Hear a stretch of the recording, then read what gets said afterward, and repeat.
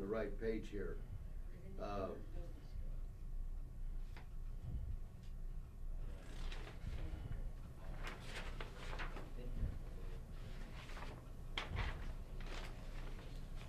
Good morning, Lek. Now, would you give us the your full name? Leslie Leonard Franks. I go by Lek, yeah. Leslie Leonard Frank. S, Right? with an S. Yeah, with an S. Okay. And you tell us about your enlistment and how did that come about? Well, I was in high school, and there was a bunch of guys decided they'd like to join the Army, and I went along with them. Good. And went to Fort Ord, California, and joined and started basic training there. And that's 1947. Started basic training, which I forget then is 6 or 8 weeks, and I was only in there for a couple of weeks, and they took me out because they were starting a leadership school at that time. And they asked me if I'd do that. I said, well, what happens if I go? Well, you can come out, you know, as a corporal or whatever. Come out in first place, you might have a higher rank than that. So I figured, you're from Oildale, you can do anything. There you go. So I went to the leadership school, and I don't remember if I was first, second, or 10th.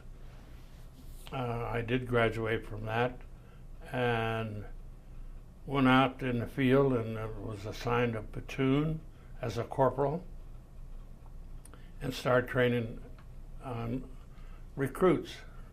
And you got to remember, I'm just in the Army, now I'm training them. I haven't been in there but about 6 or 8 weeks. There's a lot of things that happen in between time, but I stayed there and training troops for a couple of years, and then got a call if would I like another assignment. And I said, sure. Went in and they talked to me about this assignment in Japan, Douglas MacArthur's Honor Guard. And I remember from the interviews with other people and things that how interesting Japan was. I thought, this could be a nice deal. So I said, sure. So I was shipped out by plane to Japan and ended up in the Honor Guard of Douglas MacArthur. Stayed there until he got fired in 1951. We were in charge of the security at the Daiichi building, which is the place that he had his office, or the American embassy, and that's where he stayed. So we were in charge of security for both of those two buildings and then the route along the way. And I stayed with him until he got fired, and I volunteered for Korea. Went to Korea as a master sergeant. Went to Busan and got on a train. I was going to Seoul, Korea for my assignment. And when I got there, they had changed my rank to first sergeant and put me in charge of a tank company.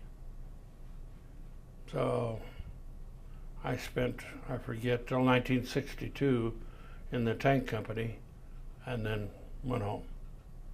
Okay. That's a fast view. Good. Now listen, you went quickly over the high school thing, but which high school did you go to, Lek? Bakersfield High School. Bakersfield High School. Driller, always a driller. We wanted to get that driller in there.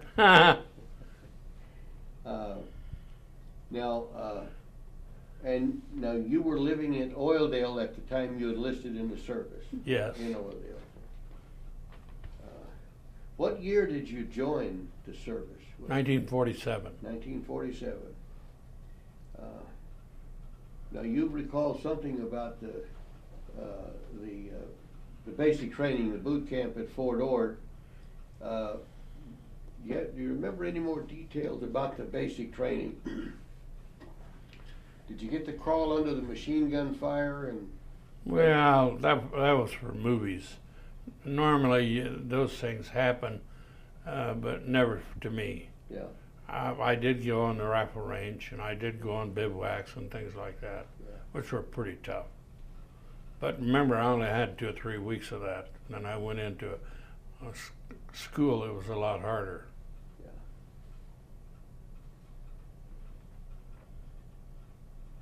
Now you skipped just quickly over that with MacArthur, but General MacArthur was, what kind of a guy was he? Well, you'd think he's 15 foot tall. He was such a fantastic person. His personality was very, very strict and strong. He spoke to us, but not a lot. Yeah. We got involved when he had big meetings at night, or a senator, or different ones that come. We'd be assigned to them to watch them, take care of them. He was a fantastic general, as far as I could see. I thought so too. Yeah. Now, so you didn't deal much with him individually. You dealt with his, let's say, his staff. Yeah, we dealt from colonels down. Yeah. Colonel tell our captain, you know how that goes. And we had our rules and regulations. Now, whenever you got to Korea, you got with a tank company, and you'd never been around tanks before. How did you deal with that? That's kind of foreign to an infantryman. Well, when I got there, I relieved an old timer, and there was 4 platoons, and they were old timers. So I just sat down with them. Now tell me the ropes. How do I stay healthy? And actually, what I did is, anytime they went online, I took the service company and went up to a high hill communications and directed all the communication, directed supplies from wherever. Yeah. I was never close enough to get injured. The only thing, if I did, it'd be an accident. I just had a good job as a first sergeant. That's good. Now the tanks were very good about covering the infantry companies. Did you communicate with the forward observers that were with the infantry, or was that someone else? Yeah, no, I never messed with the fighting going on. I didn't get involved. I was out of that. I was up on top of the hill watching everything, but not getting involved.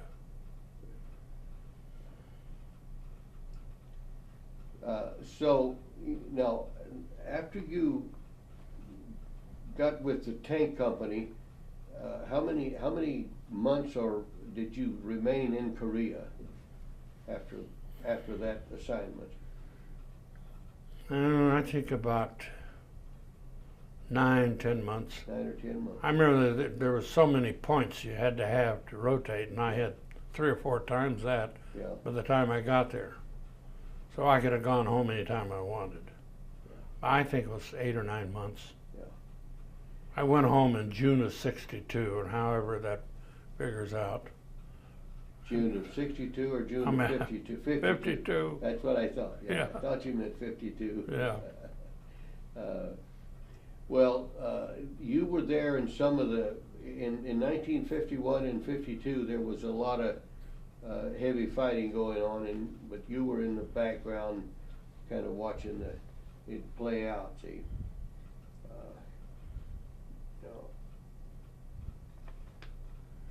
We asked some dumb questions here, but in a way. But did you stay in contact with your family at home, or did you hear from them often? You bet.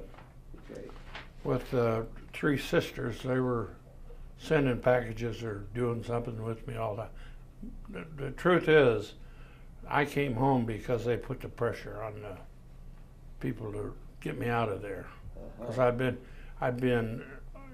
in the Asia for almost 4 years. Yeah. Time to come home. And so you were a single man. You weren't Yes. married when you went there. See. Well, tell us a little bit about when you came home. Did you get a rip-roaring welcome as the ship came in, or did you fly home? No, I came in by ship, and there was quite a crowd. Of course, my family was all there. Mhm. My job was all set, but I got a letter from the general introducing me to Standard Oil, which had a job for me. And so I had to get home to meet my timing on my job. Mhm. So I came right home and went to work. Do you recall how many days the ship required to get you home? How many days were on the water? No, You don't remember that. I know I was in charge of some of the security, the days and nights. I didn't keep count of them.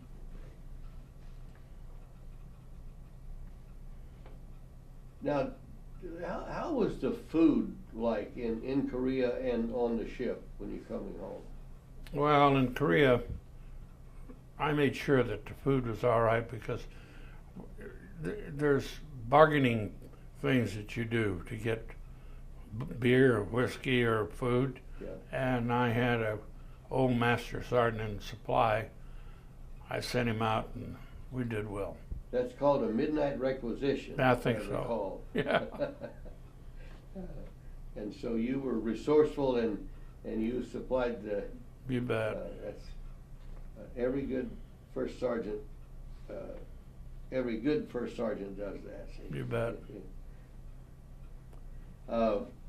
Now, did you do anything special in the way of to try to bring good luck to you and your outfit, or were you just like the rest of us old country boys? I I thought that if you had the correct discipline, if you taught cleanliness and being clean and your clothing and all that, you took care of yourself, you'll do that when you're under fire any way possible. And that was one of my strict deals. That you've seen the pictures of me when I was with Douglas MacArthur, how that uniform looked. Well, you'll be able to see the transfer into the tank company. There was a lot of that spit and polish that went with me. And Lord help you if you didn't show up that way. Now, you brought up a good point, Lek. Discipline is so terribly important. You bet. In particularly in wartime. Why is it important? Well, Elaborate on that. Yeah, you want to know that the guy that's following you or in front of you, you give him an order, he's going to do it. Everybody knows which direction we're going and what we're going to do in this mission. So and it goes from the kitchen to the front lines. Everybody has a job, everybody does it, or you're in trouble. Now, the officers in the Army anyway know that the sergeants run they run things. Yes. Is that pretty much true? You bet. The officers are in charge. They tell that first sergeant how they want it to operate and leave him alone. And then he does the same thing to his platoon sergeants. He tells them the way we're going to do it. He leaves them alone. It's just a chain of command. And Yeah. the stronger that command, all the time I spent in Korea, we never lost a person. Not one dead. That's pretty good. That is very good. Had some wounded, but not dead. Yeah, very good. See. Now, did you have any shortage of ammunition in your tanks, or would? No, never. Remember, you got to be resourceful, and always, Yeah, always, and particularly with getting ammunition. and what you needed. There was a lot of ammunition fired in Korea, probably more than on a daily basis, more than they shot in World War II, for that matter. Oh, is that right? Yeah, there were millions of rounds of ammunition that were shot at that.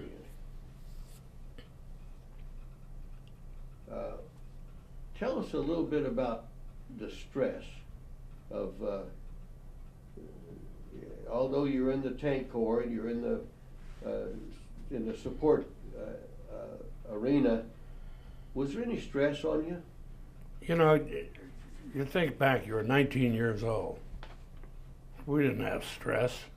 Have another cigarette and keep going. Yeah. I can't relate to it. Yeah. When somebody gave me an order to do it, I thought about it and I did it. Yeah. Or I had somebody to do it. Just get her done. Yeah, I can't remember stress. I'm sure there was, but the stress today and stress then, a lot of years went by. Yeah. Now, there was some lax time. What did you do for entertainment in your tank battalion, your tank company?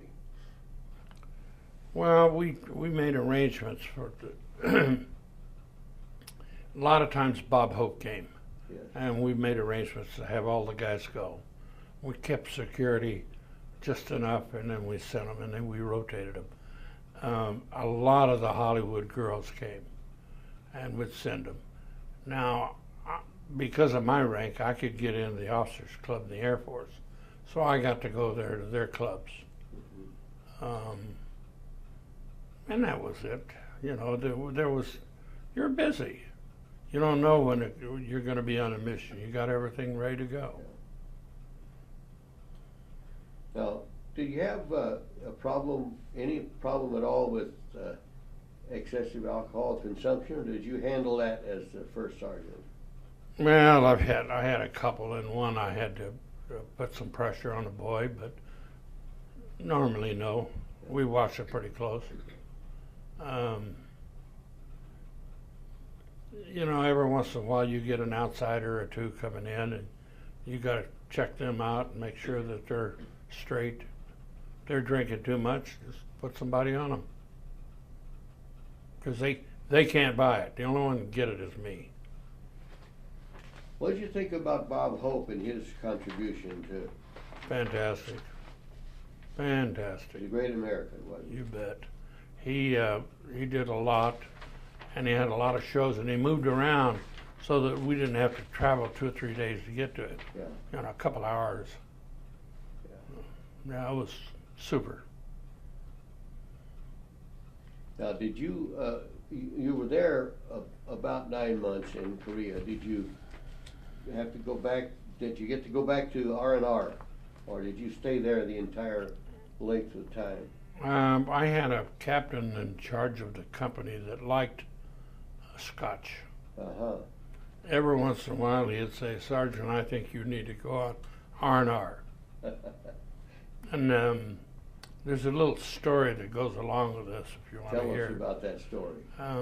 When I was in Japan in the Guard, I hired a couple of houseboys. And during the night, the guys would need coffee or, a small sandwich or something. Well, they stayed up all night at the embassy and at the Daiichi building and gave these guys whatever they needed. Well, I called them. I said, I'm going to be there in a few days, and made arrangements to meet them.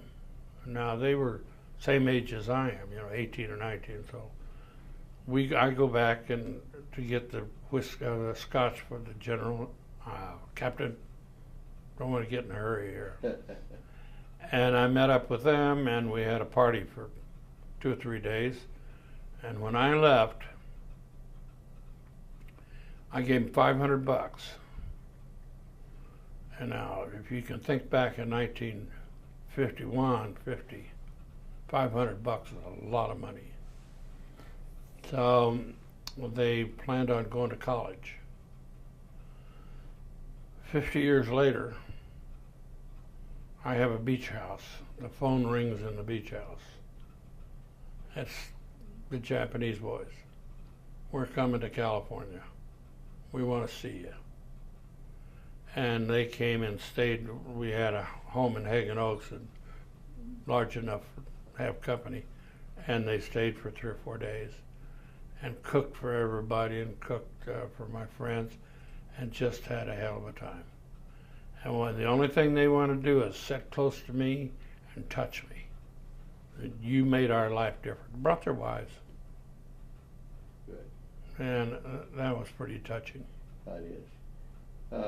Well, now, let me go back just a little bit, and I apologize for missing this, but what is your date of birth? I need to get this in here. 1/14/30. 1930. Okay. Thank you. Now, whenever you have a unit like that, you have did you guys play any poker, any card games? Did that happen? Any gambling? Well, I'm sure it did, but I didn't get involved with that. You didn't do it. I didn't mess with anybody because I'm the disciplinarian, Yeah. and I want to be set aside from them. Okay. Now, what are as you're the disciplinarian, but did you frown on pranks that young men at that age like to do a lot of pranks? No, that's going to happen. That It's going to happen. was not a problem. No. If it got, out of hand, well, I'd screw it down a little bit. Mm-hmm. And we noticed that you brought a lot of photographs. We appreciate that, and they'll get some pictures of those a little later on. Now, what about the officers that you served with? Good rapport with those officers? Normally, they'd bring in second lieutenants. It's just out of school or out of one of the points, the academies. And you had to train them. Not only below you, you had to train them, you had to train the officers, how things operate in combat. I had one pushy, and I'd just tell the captain, tweak him a little bit, slow him down. And first sergeant's running everything, and that would happen. But normally you wouldn't have any problems. They want to make a name, and I tell them how to do it. And I'm sure first sergeants all over did the same thing. You're right. And you got to remember, I had it tougher than most because I'm only 19 years old, or 20 by then, probably 20.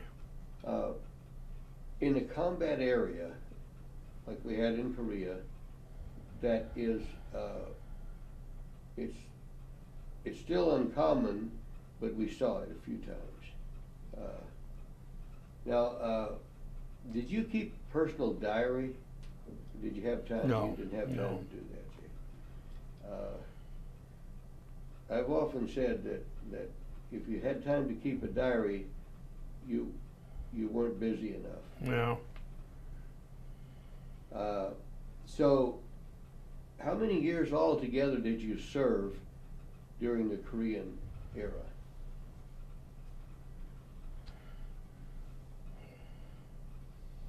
Well, let's see. I got out in '52, June,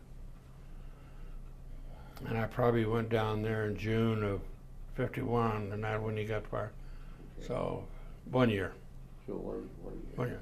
And I was in Japan from, I don't know, 48 or 49 until he got fired. Okay.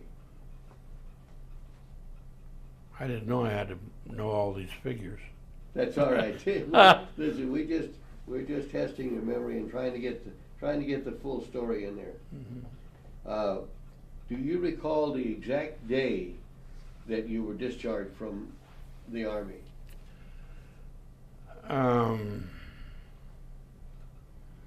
I was at Camp Roberts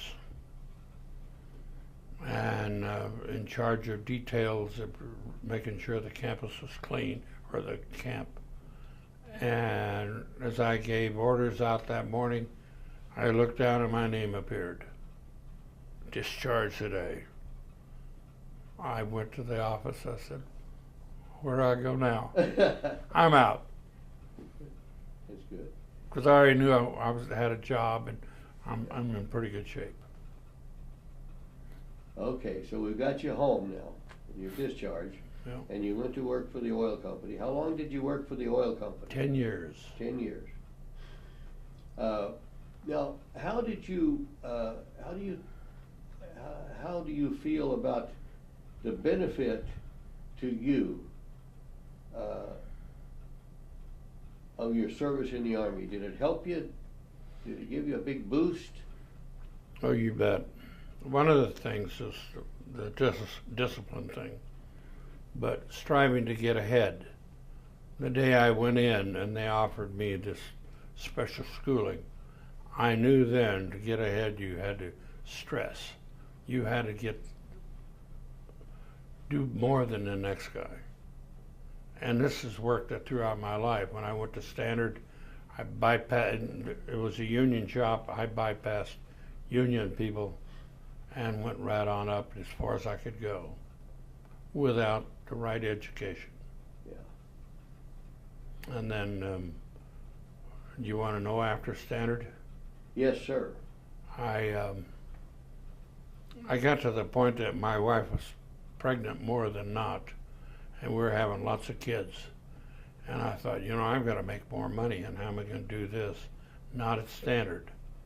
So I started looking, and found State Farm needed an agent, an outstanding agent.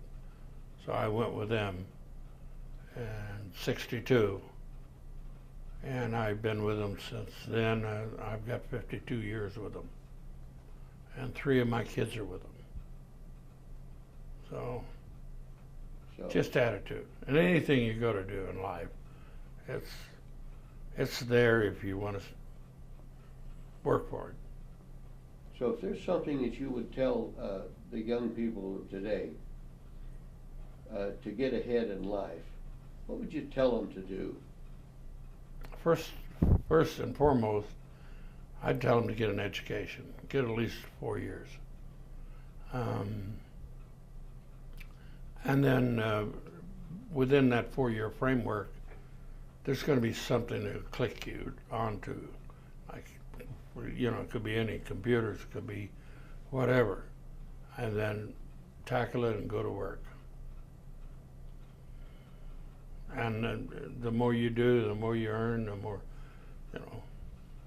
more good things happen to you. The discipline to work is very important. Oh, yeah. Take care of the job will take care of you. Now, you haven't mentioned anything about further schooling after you got out of the service. Did you go to any more schooling, or did you just? Yeah, I got my GED through the Army, got my high school, you know what that is, a high school. And then I went to Bakersfield High School. The junior college was on that campus back in those days. And I enrolled in that and stayed there for a year and a half or so. And then Standard was putting too much pressure on me. I had to work more and more, and I finally had to go one of 2 ways: full school, or. But then I'm married and things are happening, so I went to Standard Oil and 100% of my time. Now, how? So you married your. Did you meet your wife during that college. time? Or she was In college. In college, okay. How many children did you have? 4. Four. 3 girls and a boy. 3 girls and a boy. 3 girls and 1 boy.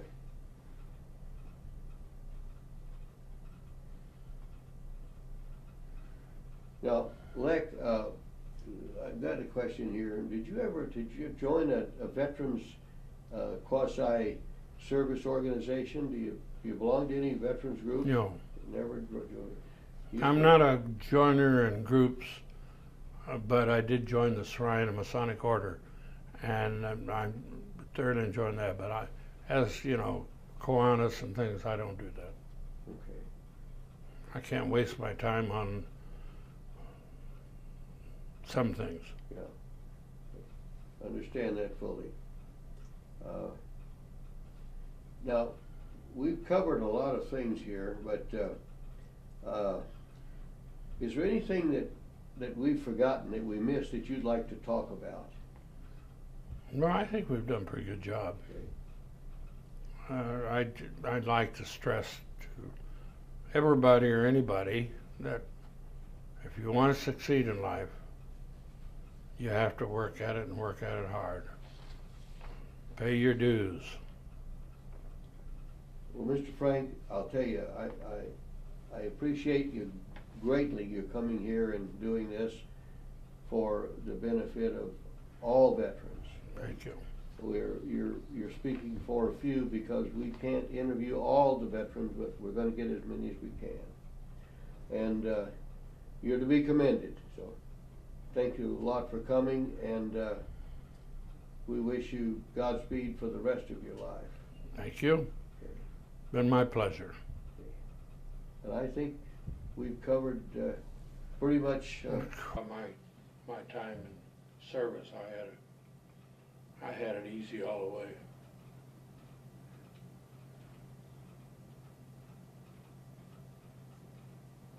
Could you hear that all right? Yeah, very good, very good.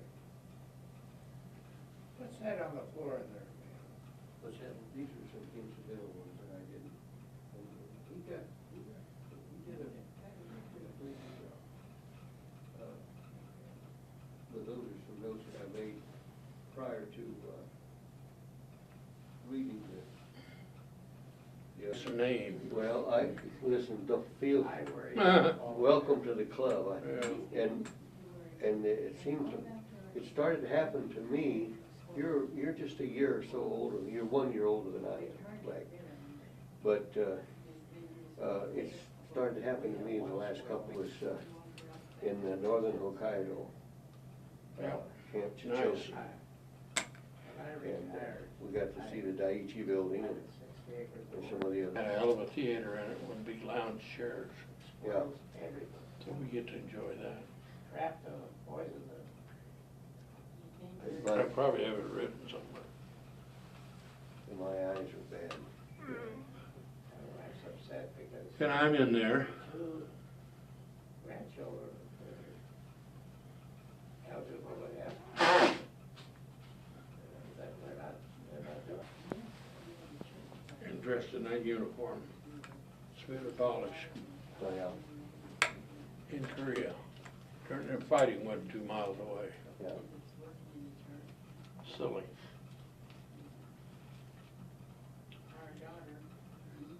Well, I was a medic with an infantry line company, Oh, boy. so I had a lot of fun. Yeah.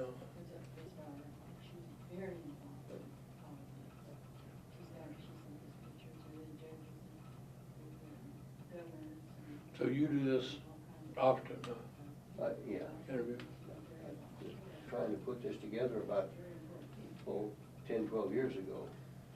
And finally, Channel 17 took an interest in, Yeah. and we're partnered with the Channel 17 and the current Historical Society, Ken Hooper.